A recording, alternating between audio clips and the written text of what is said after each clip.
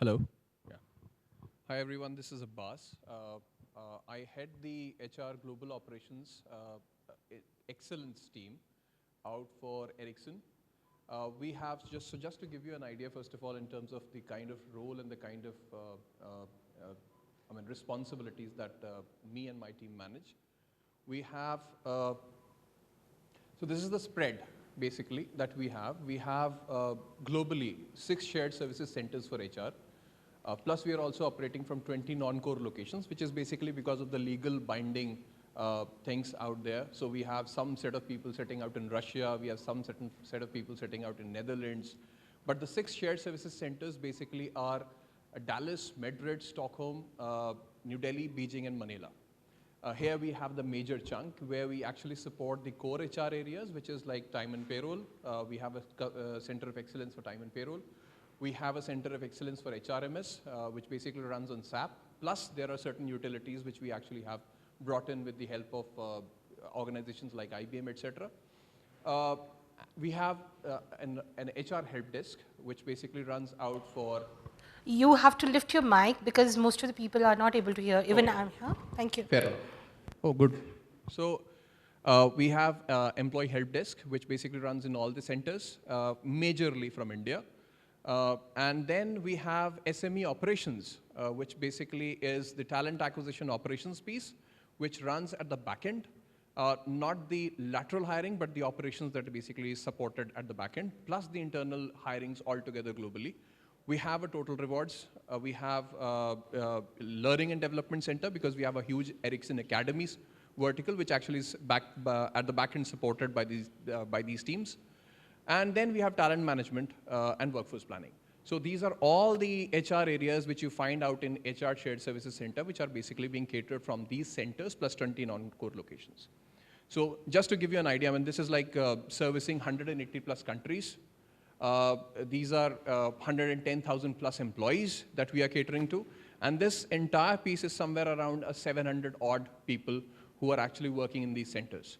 So my team basically supports all these centers in terms of what processes have to be migrated. We design processes. We basically work on costings for these.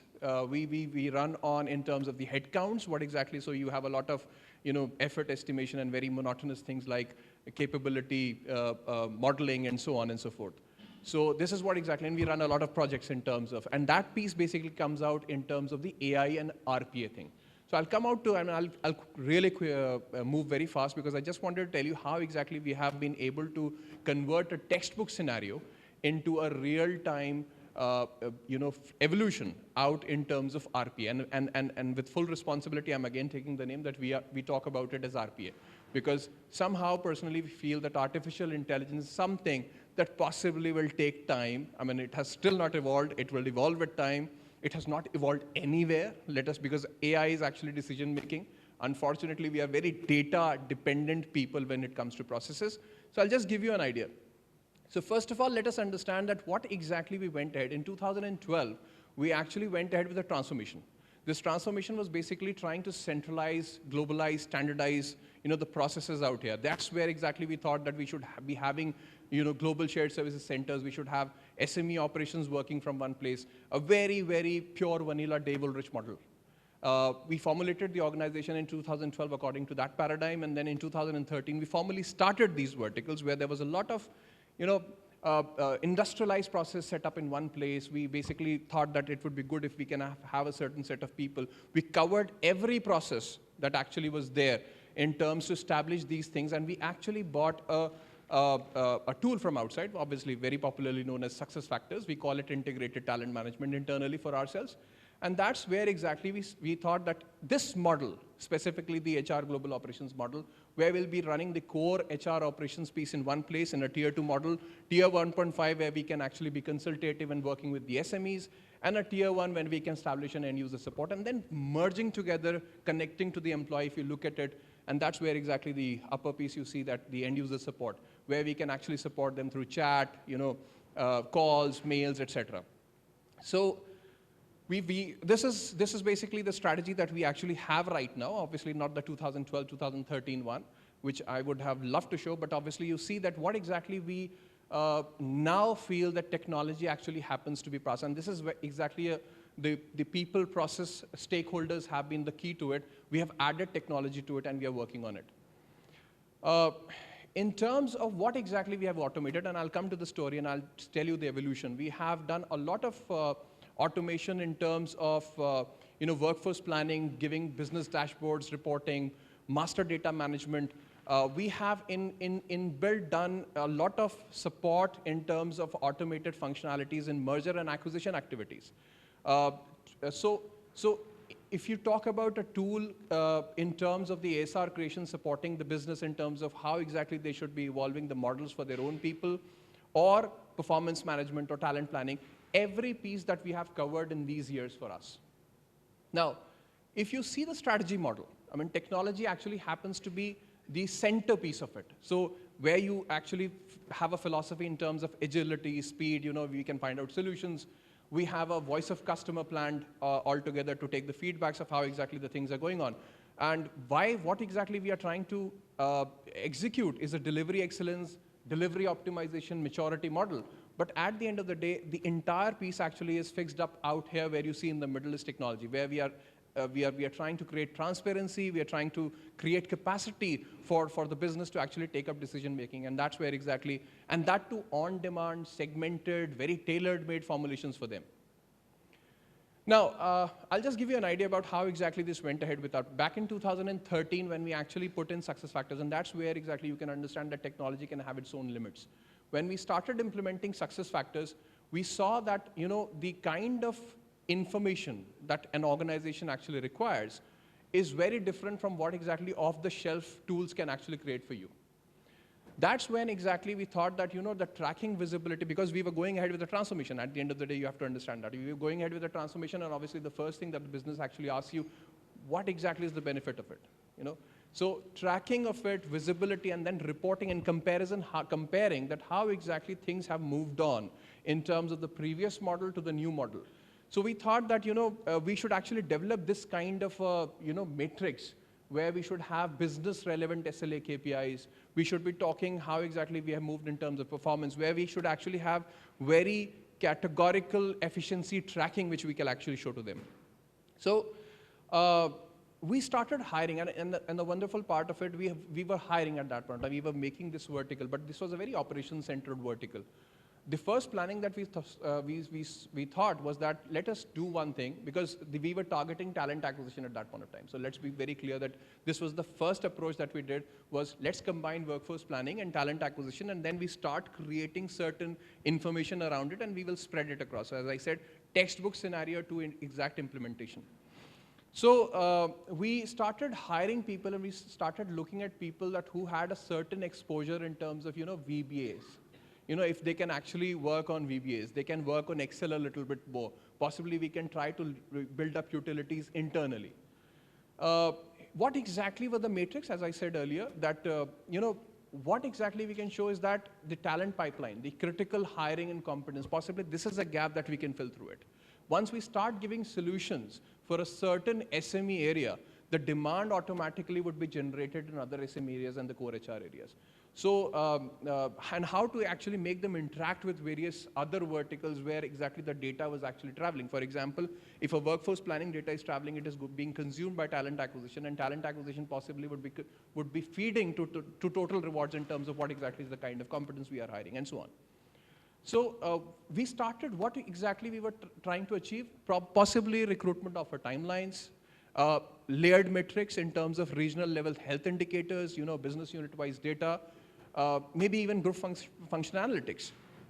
So, and then obviously process compliance, where once, as I said, we basically called it integrated talent management. So we started measuring the compliance in terms of what exactly the process was actually being followed. And these are very automated scenarios that we started, and very simple utilities, VBA-based utilities. This cannot be called any, a high-flying thing that we started with.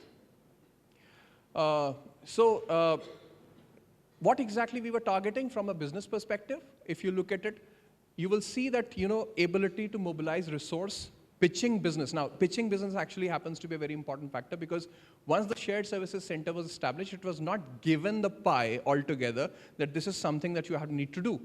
we started pitching business to our own organizations in terms of the HR in the regions that, this is what we can do for you. And that really requires a lot of business understanding in terms of, I'll just give you an idea. We pitched in by the time we were working on this model, we actually had region Asia, South Oceania, which is like everything below China, right from Australia, New Zealand to India. And they were pitching, and Myanmar was opening up at that point of time.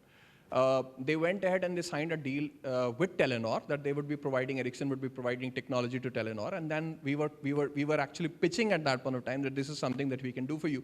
And they actually had signed this contract where they were thinking that possibly they will be able to close up a deal which was like 200 odd people altogether out there. And they can fix them up, and they had created a costing sheet. And this is where exactly I'll come to you, how exactly we grow into a business mode, how HR can grow into a business mode. By the time we started talking to them, they basically threw this proposition that how exactly we can help them in terms of hiring. I said, leave hiring. Let's talk about your contract, what exactly you're signing as a contract. So we started digging up data. Now, ITM is a huge repository. For Ericsson, it's a large repository. We started working on some analytics based in terms of how many people actually belong to Myanmar globally in terms of telecommunication. Let's try to take out data in terms of how many people are currently working in Myanmar or possibly can be moved to Myanmar. All these things, you won't believe, 174 people altogether globally spread across. Myanmar is a very nascent place. I mean, if you just imagine, they don't even have proper telephone, wire lines out there. And they were actually very hopeful that they will be able to close up a 200 people movement. When we started showing this data, the entire costing actually changed. Because once you actually start moving on a long-term assignment, the entire cost of the project starts changing. You have people, expatriates running to that country. This entire costing actually was something that gave us region Asia, South Oceania altogether in terms of talent acquisition. That's how HR actually can contribute in terms of business decision making. So this shared services, why exactly I'm telling you this story? Because shared services actually happens to be a very operational kind of a background. But when we start looking at things that how exactly, automations, reportings, and these kind of utilities can draw out and dig out data from those large repositories on which we are sitting. Now, this is a small design, basically. This is a very, this is all done by the HR guys only. We don't have any IT supporting us. So today, if you talk about a 5 years movement and a 5 years journey altogether, we have a certain 12 people team altogether who are working on what we call is reporting and analytics. So this is a very basic start. This was the first start. This was the first model in terms of how exactly we will be churning the dumps in terms of those utilities. And these were very visual-based mechanical manuals that actually we were working on. So HTML-based reporting tools, VB-based reporting tools, Access-based. And this is one of the very first a copy where you open up an Excel on a Visual Basic, and these were one of the first tools that actually we used back in 2013, where we could actually put up a data by a click of a button on a Visual Basic thing. Obviously we have evolved a lot out from there, but I just wanted to show it. This was the second phase where this was something we started, if you look at the SLA KPIs, this is what we did for the end user support. How much first time resolutions they are bringing up. These kind of metrics exactly in terms of tool where you are feeding the data out coming from an SMP or an HR case management system, feeding the data and getting out the reports on a daily basis. I'll just move on. This is what exactly we were doing for region North America and region India. We started putting triggers in terms of what exactly were the compliance issues in the background verification formulations. So nothing actually had to be done by hand. You receive a report, put it, feed it, it automatically populates, sends the trigger to everyone, every manager, every HR business partner, that these are your vertical people who actually have to submit certain documents. So these are all tools which are internally designed by HR guys. And then we started integrating these tools out, and this is one of the examples. If you look at this, this is actually an intranet site for Ericsson internally. And that's how we started. So the textbook formulation is, create utilities, create business information, create a demand for it, and then start integrating it in the organization flow. And that's how we started moving these things out on intranet, where we could actually create request, my support request, ticketing systems, and mobile, and then later on connecting them with mobile connectivity also. Now comes the another level to it. This is something that we actually had created for the HRMS administration system. So we have, just to give you an idea, we have 150 odd people sitting in Manila who actually are managing the flow of information. So we have something called an employee information, which we call internally as e-form. So if you actually have to change an organization, raise an e-form, set it across. Every manager actually has that kind of, this is created by IBM. But the problem is that the integration of e-form with HRMS has not happened. And that's a huge challenge. You have 150 people sitting out in Manila, taking out those e-forms, looking at everything, punching on 2 screens, and filling it up in SAP. That's what exactly the challenge is. But the bigger challenge was when the manager sitting out there started complaining that they were actually having issues in terms of headcount. It's a very simple thing, a very normal thing which actually comes up. This is where our team actually pitched in.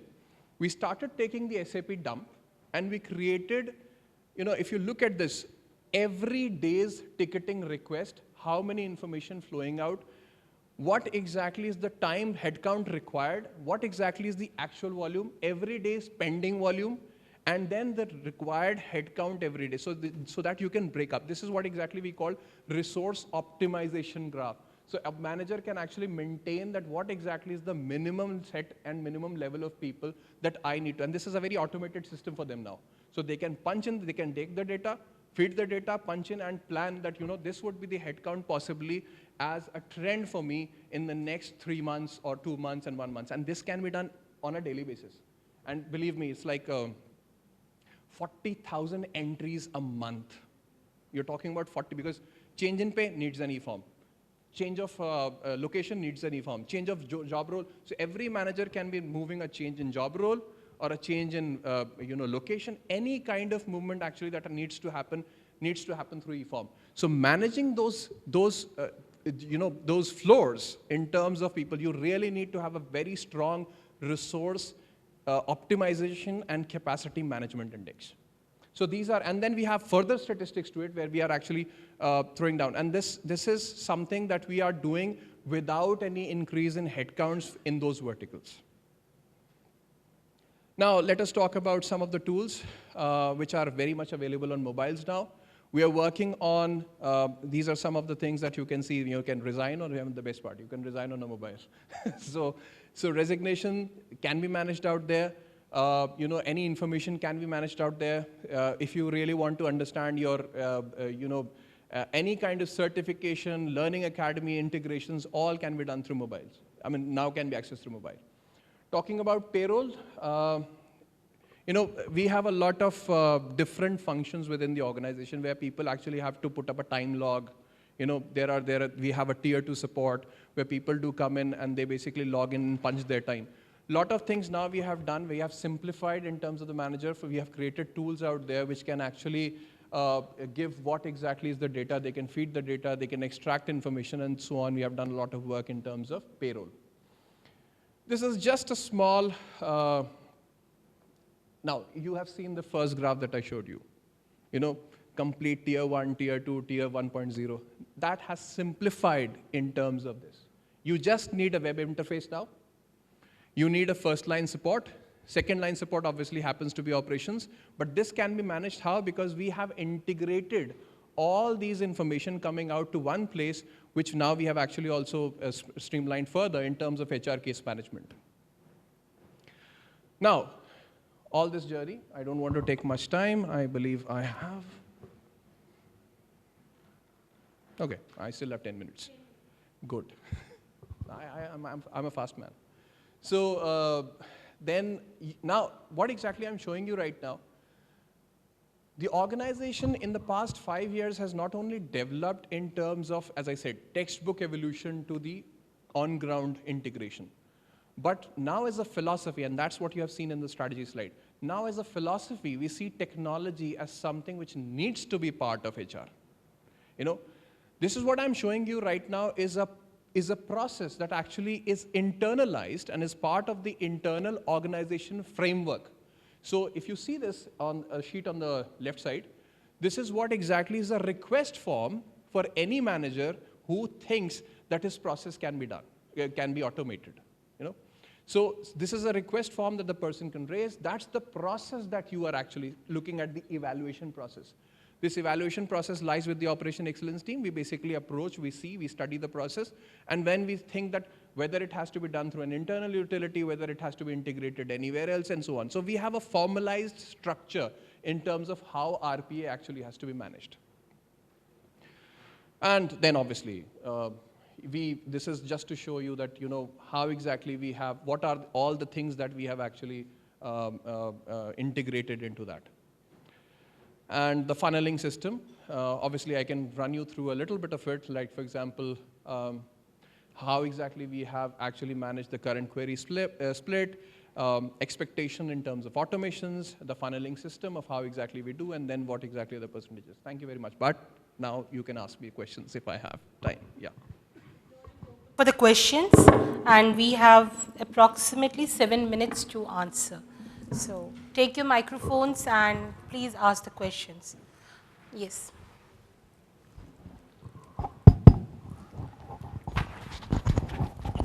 Hi.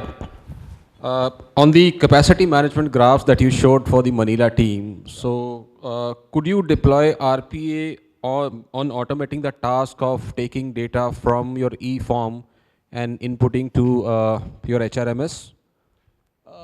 We tried. We tried a lot. Unfortunately, the ESS MSS, and this is again a learning that we had, ESS MSS at that point of time when it was being formulated, it was being done on a very different platform. The IBM team was working specifically in Stockholm, and SAP was an off-the-shelf thing that we actually had implemented. Unfortunately, they were not integrating very well. Plus, as you would be knowing, SAP is now dying out. They have already said that they will not be providing any support. So we had an option either for 1 year we should pay attention in terms of how the integration should be done, or we should actually be thinking about something which can integrate ITM and give an option to SAP. So now Employee Central is an option. We are working on it, and possibly it would be deployed by 2019. So we will get off with that issue. Because that's completely a transactional job, a good scope for RPA. Pardon, sorry? That's completely a transactional job, a good scope for RPA. It is. But, okay, so let me give you an idea. There are certain things which I can obviously add to it. In terms of the decision making, for example, if let's say we have 3 kinds of information flow. One is obviously the simple SAP e-forms that actually, e-forms are floating, and then they are basically put into SAP. We have certain rules where the data updation registers are sent, where a large reorg actually is happening, then you actually have a DUR, and those are fed into it. Now, yes, we have not been able to integrate ESS, MSS, and we have not been able to integrate SAP. We are now going, obviously not possibly, we are already in talks and we are already working in terms of the process design for Employee Central. But we have in the past 1.5 years, we have worked in terms of optimizing that time. If a DUR comes in, so we have those utilities already set up. So there was a time when people were manually looking and checking, this is the org, okay, fine, this is the manager, this is fine, this is the HRBP, fine. This takes, and if you see the Manila team, they actually work on 2 or 3 terminals at a point of time. So they match. We have removed it. What we have done is we have given them utilities where they can put in the entire DUR, it can match up with the organization structure, and can tell you, validate where the flaws are. So it will be far easier for those people to actually, and it really reduces the check-in time, and then they upload it. So that part we have taken care of. In terms of the technical integration, if you talk about, no, we have not succeeded because of different platforms. Abbas, right. one Thank you. question before audience ask you. You were saying something about the transitions on the mobile, Right. You can give a resignation, you can see a payslip. See, as long as viewing something is okay, but I believe Comply HR, who is the, taking care of all the compliances, they can help me out with an answer. Is the resignation on the mobile if it is not in the form of email or a hard copy, is it legal? Yes, no. Because there are certain times when employees walk out of the office and then, they send a mail, I'm resigning effective today. So all the property, all the intellectual property, the handing over, everything leaves apart. So employer is left with an option of putting it on their website that this guy has walked out of the office with all the properties. Anyone who is negotiating on behalf of XYZ organization would be at their own risk. So I would like to have your insights, and of course from you also, because it's your own presentation where I've asked you for. Yeah, so I would answer that. Yes, when we talk about resignation over the phone, mobile phone, till the time the person is using a specific, I would say, specific program or module which has been authorized by the organization for the person to use, the person can actually resign on the mobile. Till the time it's a formal program or formal module, in that case, the person can resign. But then if you talk about sending the resignation over the text or WhatsApp, that's not acceptable at all. No, I'm asking a question. Though the person is resigning on the formal platform that is defined by the organization, however, it is the last minute of the day or the moment when he is walked out of the office, he has left his laptop or phone, whatever the company belongings, assuming that it will not have a problem, and he walks out of the office and he sends on the ERP, with effect from today, I am resigning from the job, I will not be able to deliver, or there is a file inside my laptop, and the company phone is given to you, the dongle is given to you, it's all in the possession of the security guard, and I'm walking out by. So, in that case, the person can still choose to do that. Anybody can do that, and frankly speaking, we've had such kind of situations in our organizations. But the organization, it is the prerogative of the organization to accept that or initiate another action as per their separation policy. So the acceptance is the right that the organization has, but the person can choose to walk away. Exactly. In that case, it doesn't become a voluntary resignation, it will be an involuntary separation, or abscondment would be initiated for the person, or the disciplinary, whatever the disciplinary step as per the code of conduct, but the person can still choose to move away. You can't stop that, really. By law, you cannot make any person work even for a minute if the person doesn't want to. I mean, that's the law. You cannot. Yes?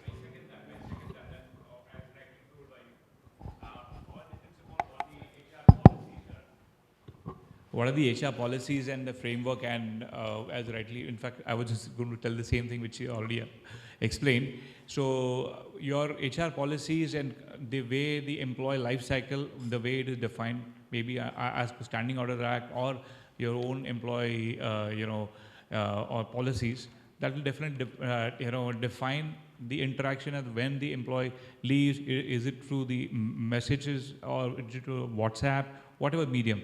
There are people who just maybe, they are part of the employee group on a WhatsApp, whether he can say that also on the group. They all define the policies, the changing times. You need to ensure the policies are very, very correct on that. Okay, I'm trying to give you a real case scenario. One of the retail outlets, wherein the guy was a warehouse in charge and a very big name. The guy comes out of the office, he hands over everything, though he was verbally telling his manager that I want to put up my papers, and the manager was turcofying every time, ki haan baat karte hain, as usual. And one fine day he thought, okay, ab to manager mujhse baat nahi karega, and he left the organization, leaving all the belongings. He joins the other competitor, assuming that the guy has already given all the laptop, accessories, everything, whatever has been given by the organization to the organization back. However, he has not handed over properly, wherein a handover note is given to him. 3 months later, he gets a legal notice. And since that employee was a very close colleague of mine from my previous organization, he approached me, ma'am, what do I do? So here I could see even HR is at fault, even I could see employee is at fault, but the legal notice still stands and still the conversation is going on. Since you have already put up something on the resignation, so I thought of this platform to answer this. I would request anyone else who would like to answer it, and that should be the last question. Yes, please. All experts sitting here, so. I was just trying to kind of contemplate on the situation where an employee resigns. It's purely driven as per the notice period policy. So my only point is, as we said, we cannot predict or control human behavior.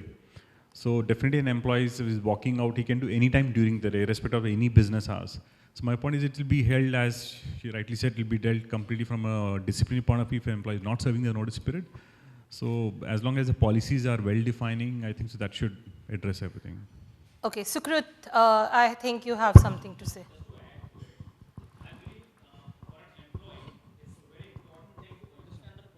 Before joining an organization.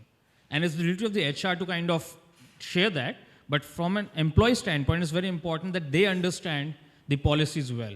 And if there is a scenario of such kind, then the employee should also be aware of what could be the repercussions of doing taking such an action. So that's important. Even though employees are aware, they sign after reading the employee manual. No longer it's an employee manual which is given to us. It's all on the ERP or in the soft copy. Still, HR takes an acknowledgement because I'm from the HR field and we were doing this practice. However, still there are cases when people walk out and they say that we were being verbally telling. So every employer or employee is always asked to put everything in document. This is what I believe that as an HR profession we should do. Is there any other question to, yes please? I would just like to add over here is that when you talk about people feeling like this and you said that there was a legal notice which was sent to the person, it is because, the person, you said the person joined the competition, right? So there's many a times you get the non-disclosure agreement gets signed by the employee. In case you have violated any of the terms and conditions or the clauses mentioned in employment contract or as per the non-disclosure agreement, then of course the organization can choose to go ahead and take it up legally. So one thing that I'd just like to add, is it a legal notice or is it something sent by the legal team of the organization? No, it's the legal notice. Generally, it should be the can legal team which has to send it. He can surely challenge it. I mean, no one can actually, if the person already has documented, even if it is for an hour or a day or whatever, legally no one is binding. For example, there were a lot of organizations still practice GT contracts. They are not legally binding. No one can challenge them. I mean, if let's talk about, I talk about the legal aspect of it. No one can challenge, no one can ask you to pay. No one can ask you even to pay if the organization actually has done an agreement that I will send you on a project but if you leave before 1 year, you have to pay 2 lakhs. The person can challenge it in court, can sign the document and challenge it in court later on. So if the person actually has been sent a legal notice, the person can actually go and redresses through the labor, way, labor law or whatever. But no organization, I believe the organization was quite foolish enough to actually send the person a legal notice. If it was a notice coming out from the legal team, yes, sometimes they do send it, and surely they do send it because just to, terrorize people that you don't do it next time. But they drop it and they don't do it any further. But if it is a legal notice, I believe the organization did a huge mistake. I just have a point to add to it. You're absolutely right. But in this case, the organization cannot hold the employee back for sure. But the organization can still choose to go legal if you have violated any terms and conditions. I agree with you. Yeah. If you have violated anything, no doubt they can take it. The organization can take it up, but yes, you can't hold the person not back. for the person leaving the organization in a day or an hour or whatever that is.